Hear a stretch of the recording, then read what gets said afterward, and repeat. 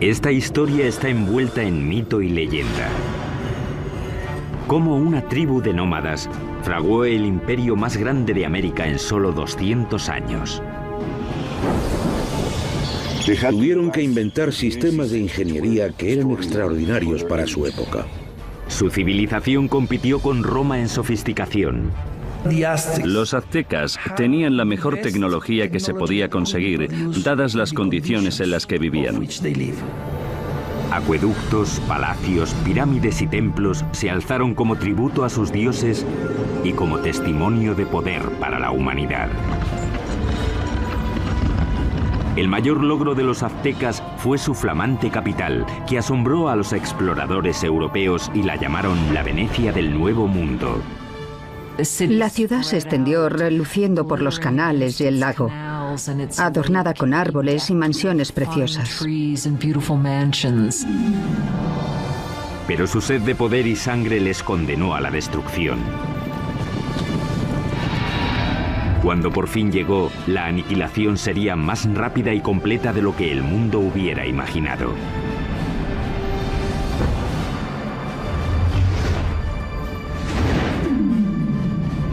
La construcción de un imperio, los aztecas.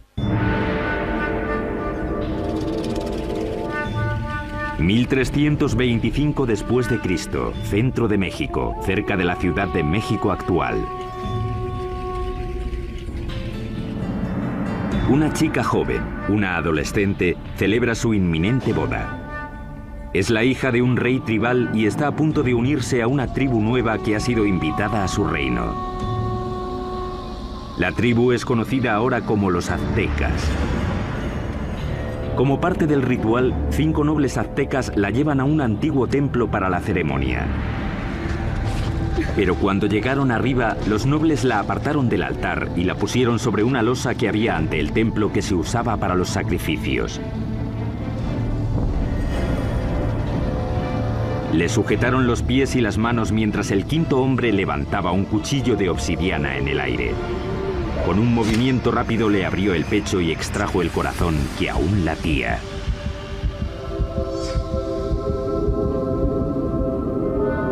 Esa tarde invitaron al rey a una ceremonia para celebrar el matrimonio. Sin embargo, encontró a un sacerdote danzando, vestido con la piel aún brillante de su hija. Como parte del ritual, los aztecas la habían desollado en honor al dios de la fertilidad. Vio aquello y se quedó totalmente horrorizado, porque era su hija. Sus guardias y él persiguieron enseguida a los aztecas hasta el lago y luego hasta la isla donde se habían refugiado. La isla pantanosa no era un lugar acogedor. Y aún así, desde allí los aztecas superarían todas sus expectativas y forjarían el imperio más poderoso de las Américas.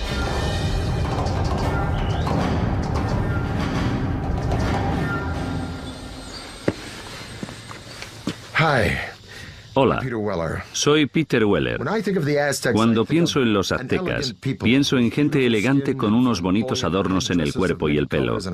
Y pienso en una canción de Neil Young sobre Moctezuma y Cortés. Pero también pienso en cuchillos de obsidiana abriendo cavidades pectorales y en manos sacando corazones sangrantes y mostrándolos en alto. La mayoría de los sacrificios aztecas se hacían en un templo en la cima de una pirámide de piedra como esta. Los aztecas pensaban que sin esas ofrendas el sol dejaría de salir y el universo moriría. La historia azteca es una mezcla de hecho y mito, aunque sí sabemos que ese asesinato, con lo horrible que fue, no solo marcó el comienzo del imperio azteca, sino que literalmente marcó el lugar donde empezaría a surgir. La isla a la que los aztecas fueron desterrados tras el desastroso sacrificio de la princesa estaba en el lago Texcoco, el más grande de 5 lagos interconectados que cubren un valle de 65 por 112 kilómetros. Hoy en día este valle enorme y abierto rebosa lo que es la Ciudad de México moderna, una de las ciudades más grandes del mundo. Pero hace 700 años la isla estaba tan empantanada que nadie la había reclamado. Pero mientras miraban el lago, el líder azteca Tenoch anunció a sus seguidores que había visto un águila posada en un cactus en mitad del lago, una señal de los dioses de que habían encontrado su hogar. Llamarían a su ciudad Tenochtitlán. La vida fue dura para los aztecas los primeros años de Tenochtitlán, pero tenían una visión. La visión de una ciudad poderosa modelada en una ciudad antigua y legendaria a solo 40 kilómetros de allí. Llamaron a esta ciudad Teotihuacán o Ciudad de los Dioses. Teotihuacán fue una de las ciudades más impresionantes de la Mesoamérica precolombina. Era misteriosa. Sabemos poco de ella porque no hay escritos que corroboren lo que ocurría en esa gran ciudad. Ya estaba en ruinas hasta en la época azteca, pero creían que era el hogar de los dioses y el sitio donde nacía literalmente el mismísimo sol. El lugar que los aztecas más veneraban de Teotihuacán era una pirámide que se alzaba por encima de los árboles. Se llamaba la Pirámide del Sol. La enorme pirámide solar contiene 765.000 metros cúbicos de tierra y piedra con una base aproximadamente del mismo tamaño que la Gran Pirámide de Giza, en Egipto. Los aztecas creían que Teotihuacán fue diseñada a imagen del cosmos que crearon los dioses. Fue esa imagen la que intentarían reproducir en la construcción de su nueva ciudad, Tenochtitlán. El que aceptó el reto fue un jefe azteca llamado Acamapixtli. En 1376 se embarcó en un plan ambicioso para hacer una ciudad muy avanzada en Tenochtitlán. Pero había un problema. Las islas pantanosas en las que se instalaron requerían mucho trabajo. Cuando empezaran a construir cualquier cosa, empezaría a hundirse. Simplemente no había cimientos sobre los que construir. La solución azteca revolucionaría la arquitectura de las Américas. Empezaron anclando bien los edificios al suelo usando un sistema de pilares de madera. Los trabajadores cortaban estacas de 10 metros de largo por unos 8 o 10 centímetros de ancho. Luego las clavaban en el suelo blando para que sirvieran de cimientos. Los pilares se rodeaban a menudo de piedra volcánica para añadir fuerza. Entonces los albañiles podían hacer muros encima de esa base sin problemas. Consiguieron pilares de madera para sostener la infraestructura, los cimientos de las pirámides. El que no se hundiera ni se inclinara me parece una proeza de la ingeniería. Tenochtitlán era una ciudad-isla, pero los lagos circundantes eran poco profundos, no más de 2 metros en la mayoría de los sitios. Aquello parecía una metrópolis gigante flotando en una charca. Originalmente la única manera de llegar a la ciudad flotante desde tierra era en barco, pero los aztecas inventaron con el tiempo una serie de pasos elevados de hasta 14 metros de ancho que conectaban la ciudad flotante con las provincias de tierra firme. Los pasos estaban sostenidos sobre pilares de madera, como los que sostenían los templos y otros edificios. Tuvieron que clavar miles de esos pilares en el lecho del lago, y eso presentaba un reto logístico que solo se podía atajar con una mano de obra fuerte y hábil y los mejores ingenieros de Mesoamérica. Para hacer un paso se ponían 2 filas de estacas. Luego se rellenaba el espacio del medio con piedras y tierra hasta que sobrepasaba el nivel del agua en varios metros. Eso permitía a la carretera soportar muchísimo peso. Estos pasos se construyeron muy rectos. Eran muy anchos, con puentes que se abrían y conectaban la ciudad por el norte, el oeste y el sur. Las carreteras permitieron a los aztecas transportar materiales más grandes y pesados para la construcción, aunque eso presentaba un reto nuevo. No existían las bestias de carga en Mesoamérica, así que los humanos lo tenían que hacer todo. No existían las carretas ni la rueda. Las cargas pequeñas se llevaban a la espalda, sujetas con una cuerda que se ajustaba a la frente. Los objetos grandes, como los bloques de piedra o las esculturas de los templos, los arrastraban con cuerdas una gran cantidad de hombres, posiblemente usando troncos como rodamientos. Cuenta la leyenda que un bloque de piedra para un templo requería la fuerza de 1000 hombres para arrastrarlo desde las montañas de tierra firme por el paso y hasta la ciudad. Los pasos también ofrecieron a los aztecas una nueva forma de introducir agua potable en Tenochtitlán. Anteriormente, los aztecas transportaban el agua en canoas desde la orilla. Pero el gran crecimiento de la población les obligó a obtener una solución más avanzada para cubrir la demanda. Querían usar el agua de los manantiales de tierra, así que querían construir un acueducto. Pero los manantiales estaban bajo control de la tribu que dominaba la región, los despiadados tepanecas. Los tepanecas controlaban o dominaban todo el valle. Tenían un imperio muy fuerte y eran los señores. Así que los aztecas eran sujetos tributarios de ellos. Mientras crecía la población azteca, la tensión con los tepanecas empezó a surgir. Los aztecas decidieron dar un ultimátum que podría cambiar el equilibrio de poder en la región. La gente de Tenochtitlán no solo exigían a los tepanecas que les dieran el agua, sino que exigían que ayudaran a construir el acueducto.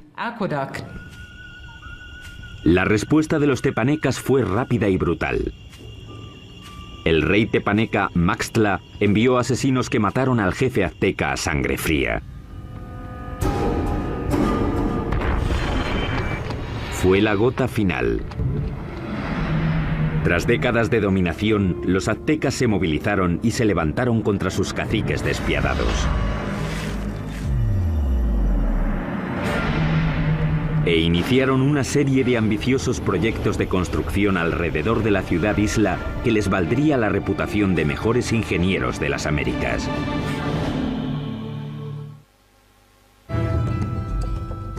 Corría el 1428 y los aztecas habían declarado la guerra a sus caciques, una tribu llamada tepanecas. Pero para ganar a los tepanecas necesitarían una ayudita de sus vecinos. Los aztecas acudieron a la cercana ciudad-estado de Texcoco. Allí un jefe decisivo estaba ascendiendo. Se llamaba Nezahualcóyotl, y su liderazgo dominante sería crucial en la creación del imperio azteca. Con Nezahualcóyotl de su parte, los dominados aztecas se lanzaron a la yugular. Lanzaron un ataque total contra la capital tepaneca. Tras un sitio de más de 100 días, rompieron las defensas tepanecas y masacraron a sus opresores. Después de capturar al rey tepaneca Maxtla, el propio rey Nezahualcóyotl le arrancó el corazón y echó su sangre a las aguas del lago Texcoco. De repente las tornas habían cambiado. Ese es el preciso momento del comienzo del imperio y los aztecas se convirtieron en líderes del Valle de México. Tras conquistar el Valle de México, los aztecas pudieron centrar su atención en llevar agua potable a su ciudad creciente. Notablemente, los aztecas diseñaron y construyeron por su parte algo que solo unos pocos imperios dominarían: el acueducto.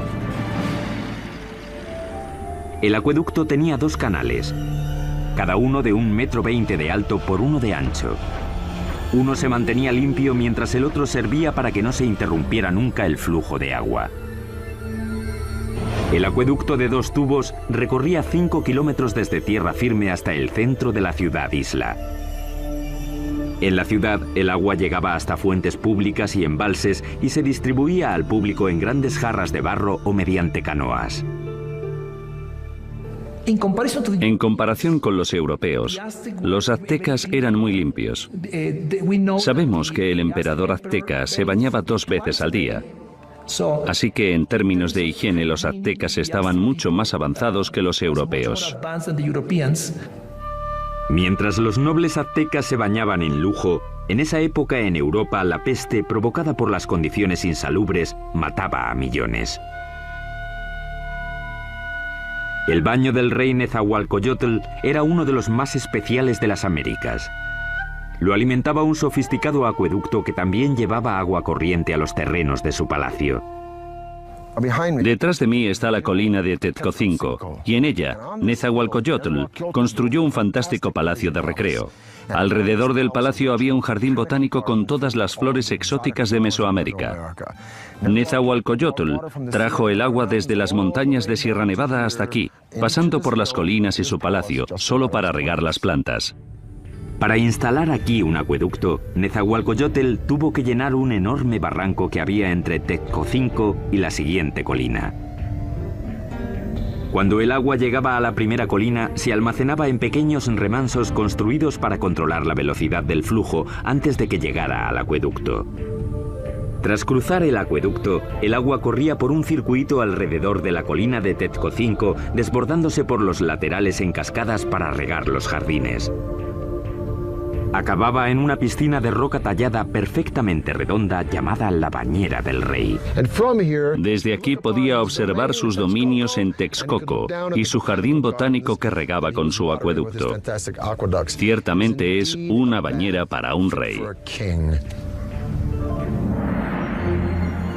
A mediados del siglo XV, mientras el imperio prosperaba, los aztecas decidieron que era hora de elegir un soberano. Se llamaba Moctezuma y sería el primero de los dos emperadores cuyo nombre se conocería hasta ahora. La primera orden del día de Moctezuma fue expandir las fronteras del imperio. Los aztecas capturaron las ciudades-estado que había al sur, hacia el valle de Oaxaca, al oeste hasta el Pacífico y al este hasta el Golfo de México. En 1449, el imperio contaba ya con 15 millones de habitantes. En el corto periodo de 100 años, los aztecas consiguieron lo imposible. Cambiaron el orden del mundo mesoamericano.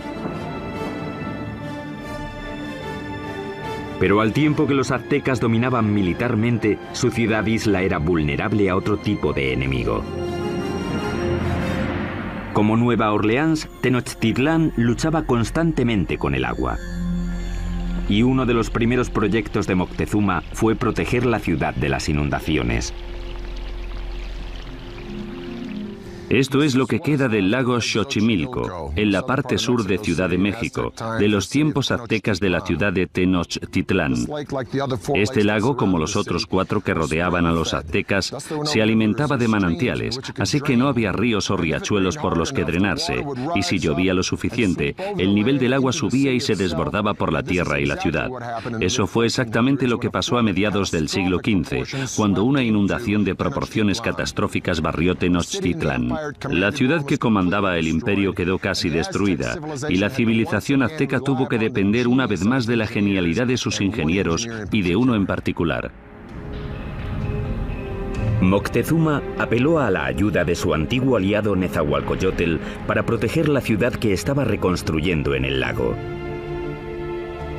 Nezahualcóyotl diseñó algo que le convertiría en el mejor ingeniero del continente.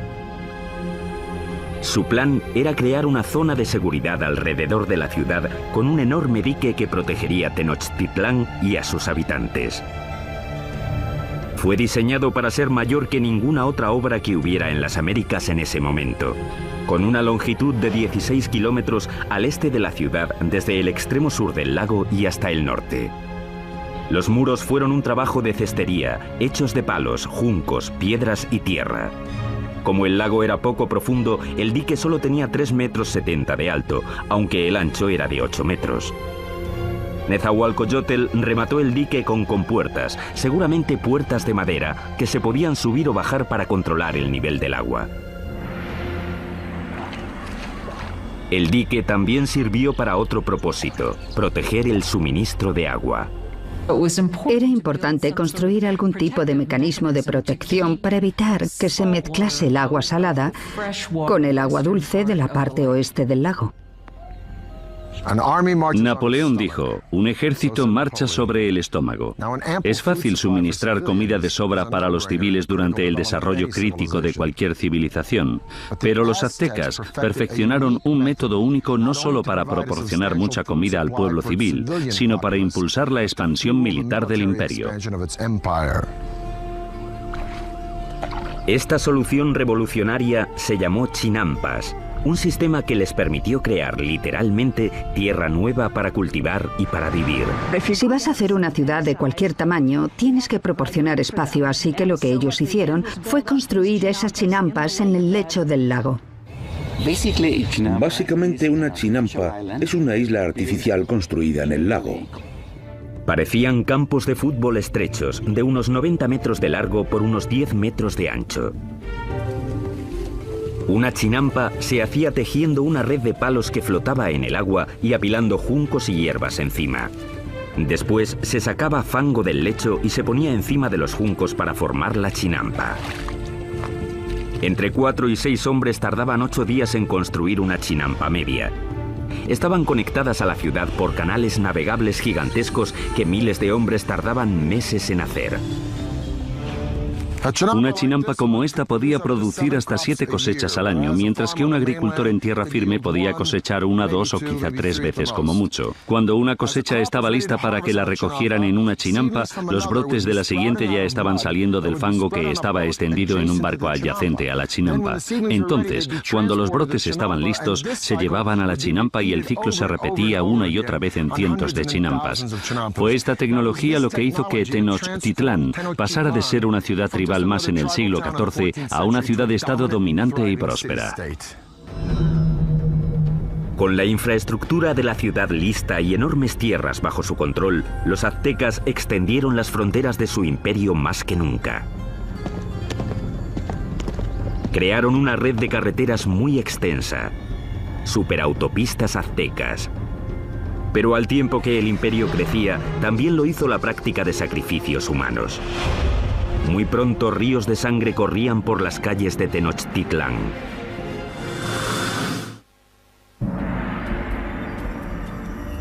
Hoy, Tenochtitlán, la capital del imperio azteca, ha desaparecido, enterrada bajo la actual Ciudad de México. Pero hace 700 años era una capital brillante en ascenso, construida por ingenieros avanzados y liderada por emperadores exuberantes. A finales del siglo XV, la demografía azteca había explotado. Su siguiente gran emperador lanzaría una serie de conquistas que competirían con cualquiera de la historia. Se llamaba Ahuizotl y demostraría que era incluso mejor guerrero que su abuelo, Moctezuma.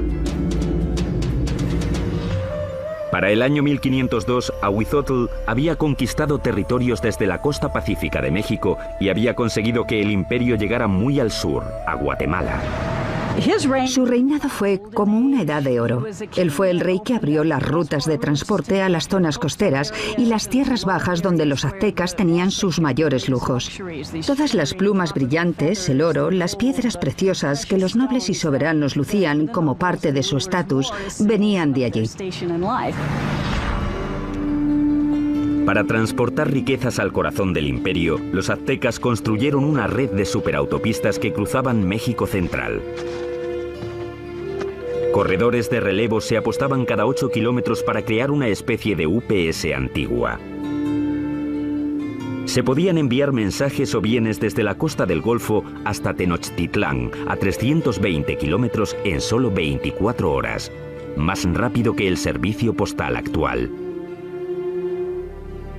Con el imperio en su esplendor, los aztecas de Ahuizotl se embarcaron en el mayor proyecto de construcción, una enorme pirámide en el mismo centro de Tenochtitlán, el símbolo del poder absoluto. Se la llamó Templo Mayor. La base de la pirámide tenía 75 metros de fondo por 100 metros de ancho y se elevaba a una altura de 15 pisos. Había al menos 117 escalones en 2 escaleras que subían 60 metros y que llevaban a 2 templos en honor a los dioses de la lluvia y de la guerra. El templo se reconstruyó en el mismo lugar 7 veces, comenzando en 1325 con la fundación de la ciudad.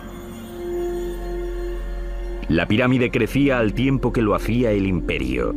Cada piso simplemente se añadía encima del piso anterior. El templo mayor se construyó principalmente con una piedra llamada tezontle, que es volcánica y pesa muy poco. Eso evitaba que el templo se hundiera. Para los suelos y paredes, los aztecas aplicaron un revoque de cal, que era una especie de cemento. Algunos ejemplos encontrados hoy son tan duros como el cemento moderno, incluso después de 500 años. Los albañiles aztecas trabajaron durante décadas para completar su monumento a los dioses. El templo estuvo enterrado hasta 1978, cuando la compañía eléctrica cavó una zanja y descubrió accidentalmente una enorme piedra tallada y las ruinas del templo con ella. El disco tiene 3,5 metros de diámetro, pesa 20 toneladas y representa el cuerpo desmembrado de la diosa Coyolxauhqui. Coyolxauhqui era la diosa de la luna, y su hermano la mató porque se quedó embarazada de una forma vergonzosa. Los aztecas no eran nada mojigatos. De hecho, los nobles tenían muchas mujeres y concubinas. Pero entre el populacho, sobre todo las mujeres, el adulterio estaba prohibido y se castigaba severamente, a menudo con la muerte. Según la leyenda, el hermano de la diosa de la luna le cortó la cabeza y tras decapitarla tiró el cuerpo por una colina. Los aztecas representaban este asesinato literalmente y a menudo en festivales durante todo el año. Decapitaban a sus víctimas en la cima de la pirámide y luego tiraban los cuerpos por las escaleras hasta la gran piedra de abajo. Para los romanos, el tesoro más preciado era el oro. Para los egipcios era el más allá. Para los aztecas era la sangre humana. Creían que tenía que haber reciprocidad con los dioses, así que tenían que agradecer a los dioses dándoles lo más preciado que tenían, que era la sangre humana. Los aztecas la llamaban agua preciosa y creían que si los dioses no la recibían en grandes cantidades, el mundo acabaría en apocalipsis. Adornar los muros interiores de los templos con sangre humana fresca era práctica común.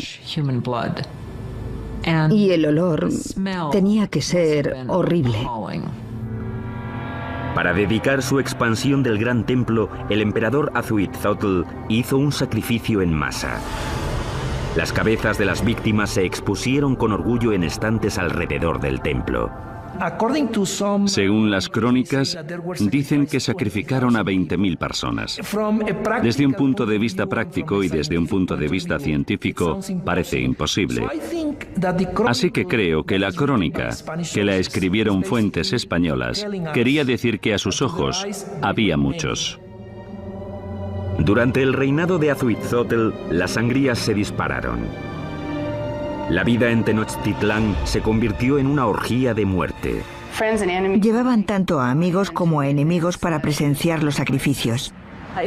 Siempre eran sacrificios rituales, siempre son eventos, pero también eran declaraciones políticas, una forma de intimidación.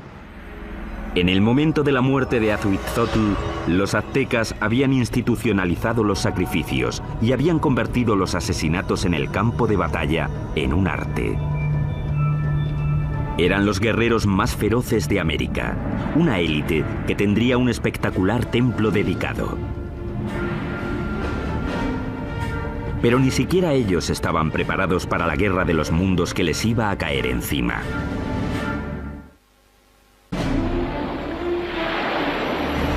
Corría el año 1502. Azuitzotl, emperador de los aztecas, muere. Moctezuma II, un ex sacerdote de 34 años, sube al poder. A un mundo de distancia, en España, un notario de 18 años llamado Hernán Cortés se prepara para cruzar el Atlántico para unirse a la conquista que su país está haciendo del Nuevo Mundo. El imperio azteca está en su cenit. Ahora se extiende por al menos 210.000 kilómetros cuadrados, desde Tenochtitlán hasta las dos costas y muy al sur hasta Guatemala. Unos 25 millones de personas formaban la ley azteca. Había 38 provincias cuyos habitantes pagaban importantes impuestos, enriqueciendo así a los nobles. La ciudad se extendió, reluciendo por los canales y el lago, adornada con árboles y mansiones preciosas. Y Moctezuma II lo presidía todo. Era conocido por sus habilidades políticas y militares. Un líder duro. Mató a la población de las ciudades que no se doblegaban a su mandato. Pero en privado estaba inquieto. Parece ser que Moctezuma era un individuo pasivo, incluso hasta depresivo. Cuenta la leyenda que después de ver un cometa pasando por el cielo de Tenochtitlán, pasó el resto de la noche llorando. Según pasaban las semanas, se volvió cada vez más paranoico. Pero en el culmen de su obsesión por lo sobrenatural, una amenaza muy real se aproximaba por mar. Los espías colocados a lo largo de la costa del Golfo informaron sobre algo muy extraño que no conseguían describir. No habían visto un barco en su vida, así que no tenían una palabra para describirlo. Por eso los indios se refirieron a los barcos como montañas que se mueven por el agua. En 1519, tras navegar desde Cuba, Cortés llegó con 11 de aquellas montañas flotantes y 500 hombres al Golfo de México, 320 kilómetros al sureste de Tenochtitlán. Las tribus quedaron atónitas ante aquellos hombres con armaduras de metal y animales que no conocían. Según avanzaron tierra adentro, masacraron brutalmente a las tribus que se resistieron, pero muchas otras se alegraron de poder proporcionarles comida y hombres. Una de las formas que uno de los jefes locales de la costa del Golfo utilizó para agradar a Cortés y su compañía fue con un grupo de mujeres que no solo estaban allí para las labores caseras, sino también, claramente, para hacer de cortesanas, para proporcionarles servicios sexuales. Pero entre las concubinas, una en particular llamó la atención de Cortés. Era la hija de un jefe que había sido vendida como esclava y se llamaba la Malinche. Desarrollaron una relación íntima y con el tiempo ella le dio un hijo. Ellos fueron las primeras personas de sangre mezclada del Nuevo Mundo. Pero era mucho más que una amante. Se convirtió en la intérprete de Cortés y su papel se amplió a consejera e intermediaria entre él y los aztecas. No solo era su traductora, también le contaba cosas que se estaban diciendo que se suponía que él no tenía que oír o entender. La red de corredores de relevos de Moctezuma le mantuvo informado de los movimientos de los españoles. Estaba claro que iban hacia la ciudad. Mientras avanzaba hacia Tenochtitlán en el verano de 1519, Cortés amasó un ejército de miles de hombres. El ejército de guerreros de Moctezuma contaba con cientos de miles. Iban vestidos de animales en el campo de batalla para intimidar a sus rivales. Parte de ello era espectáculo. Los guerreros llevaban distintos trajes increíbles. Los guerreros más importantes eran los caballeros, vestidos de jaguares y águilas. Los caballeros aztecas se iniciaban en sus órdenes con ceremonias sagradas en templos especiales como este. Este es el templo Cueva de Malinalco, uno de los 6 templos de esta remota ladera a unas horas al sur de Ciudad de México. Moctezuma lo terminó en el año 1502, poco después de su coronación. En Europa, Miguel Ángel estaba esculpiendo el David en la República de Florencia. Pero mientras Miguel Ángel tallaba el David, los aztecas extraían este templo directamente de la ladera de la montaña. Y es el único templo en todo el hemisferio occidental construido de esta forma. Al final de las escaleras de Coalcali se encuentran las esculturas de dos jaguares. A los lados de las puertas yacen los restos de dos guerreros. La puerta representa la boca abierta de una serpiente gigante. Literalmente se puede ver la lengua saliendo del templo. Los aztecas creían que esta era la entrada al centro de la tierra. Los guerreros privilegiados venían aquí, entraban en la sala con esculturas de águilas, les perforaban la nariz y ofrecían sangre en sacrificio para Huitzilopochtli, el dios de la guerra. Pero esta no sería, ni mucho menos, la última vez que los guerreros aztecas vendrían a dar su sangre. El primer encuentro entre Cortés y Moctezuma sería pacífico. Pero el conquistador sabía que un choque enorme y sangriento entre el viejo mundo y el nuevo mundo tendría lugar pronto. Y la aniquilación que tuvo lugar sería uno de los acontecimientos más aterradores de la historia de las Américas.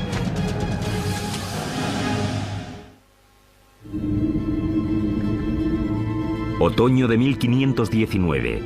El conquistador español Hernán Cortés ha llegado por fin a la brillante capital azteca de la que tanto ha oído hablar, Tenochtitlán.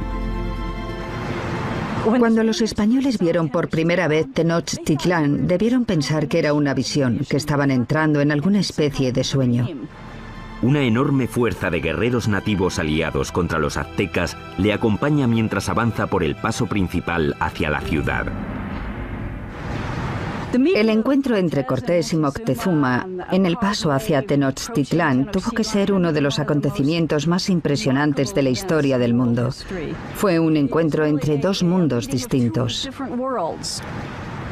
Cortés le ofreció la mano, pero en cuanto lo hizo, los nobles que atendían a Moctezuma le empujaron diciendo: no, no, no, es una indignidad total. Nadie toca a Moctezuma, el gran señor de la tierra. El encuentro de los dos mundos fue pacífico, pero lleno de tensión.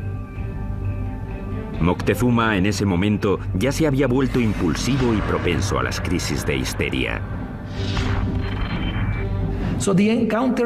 Así que el encuentro fue para calcular las fuerzas. Aunque los aztecas tenían un sistema diplomático y guerrero mucho más inocente comparado con el sistema tan taimado y ladino de los europeos. Moctezuma invitó a los españoles a quedarse en uno de sus palacios. Resultó ser un error catastrófico. Cuando los españoles entraron en la ciudad, quedaron tan impresionados que les pareció un sueño. En el centro de la ciudad se alzaba el colosal palacio del emperador. El palacio de Moctezuma II era un gigantesco complejo que se extendía por las 3 hectáreas contiguas al gran templo. Uno de los españoles se dio cuenta de que todos los días se reunían 600 nobles en el palacio de Moctezuma para oír las palabras del emperador. Moctezuma recibió a los españoles en una gran cámara de recepciones que había en la entrada, diseñada para que el emperador pareciera omnipotente. Pero el palacio de Moctezuma sería el último que construirían los aztecas. Cuando no llevaban ni una semana de visita, los españoles fueron a la yugular y secuestraron a Moctezuma. Fue un movimiento atrevido, pero compensó. El imperio parecía suyo. Aunque Moctezuma seguía siendo el líder oficial de la ciudad, durante un tiempo no fue más que el portavoz de Cortés. Durante 6 meses, la tensión dentro de los muros de Tenochtitlán se calmó. Entonces, en la primavera de 1520, todo cambió. Una mañana, unos soldados españoles interrumpieron un sacrificio sagrado y mataron a los participantes. El acto desencadenó un alzamiento. Para los aztecas, los españoles habían cometido un sacrilegio inefable. La ciudad quedó sumida en el caos cuando los aztecas marcharon al palacio de Moctezuma. Moctezuma intentó subir a la cima del palacio, hablar con la gente y calmarlos, pero ya no aguantaron más. Moctezuma se había convertido en la marioneta de los españoles, una traición tan enorme a los ojos de su pueblo que le lapidaron y tiraron flechas. Poco después tiraron el cuerpo sin vida de Moctezuma por las escaleras del palacio. Nunca sabremos si murió a manos de los españoles o por las heridas que le infligió su propio pueblo. Y los españoles decidieron que sería un buen momento para irse de la ciudad. La noche del 30 de junio de 1520, los españoles intentaron escapar aprovechando la oscuridad. Pero no quieren deshacerse de las cosas que han cogido y arrastran el peso de todo lo que quieren llevarse. Fueron presas fáciles para los guerreros aztecas que les atraparon en el paso. Los cuerpos se apilaron rápidamente en el agua. 400 españoles fueron masacrados junto a miles de sus aliados indios. Esa escapada ha llegado a llamarse la Noche Triste. Cortés y unos pocos más consiguieron escapar con vida. Los españoles acabarían destruyendo la brillante ciudad de Tenochtitlán. Empezarían cortando la línea vital de la ciudad, el acueducto. Mientras cientos de miles de personas dentro de los muros de la ciudad estaban sin agua, Cortés creó un bloque alrededor de Tenochtitlán para que no recibieran suministros del exterior. Así que la idea del bloqueo era hacer que se rindiera la ciudad por hambre. Pero los aztecas tenían muchísima resistencia y no sería fácil vencerlos. Y lo que decidieron hacer fue lanzar un ataque por tierra y por mar. Durante siglos, el lago que rodeaba Tenochtitlán había constituido una barrera contra los invasores, pero Cortés encontraría una forma de evitarla. Hizo que miles de sus aliados indios transportaran los barcos en piezas atravesando las montañas para montarlas y lanzarlas al lago. Mayo de 1521. Cortés lanza su gigantesco ejército en un ataque final y decisivo contra Tenochtitlán. 600 españoles, incluyendo 100 caballeros y hasta 50.000 aliados indios, se enfrentaron a los defensores aztecas de la ciudad sobre los pasos.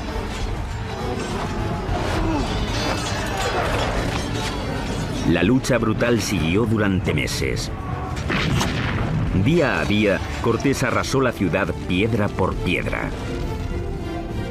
Él y sus aliados indios fueron despiadados en el asesinato sistemático de la población. Fue una batalla muy dura, sobre todo en la ciudad. La última batalla de los aztecas fue en el gran templo de Tlatelolco. Los guerreros se alinearon en las empinadas escaleras y plataformas para tirar flechas y piedras a sus enemigos. Pero fue inútil.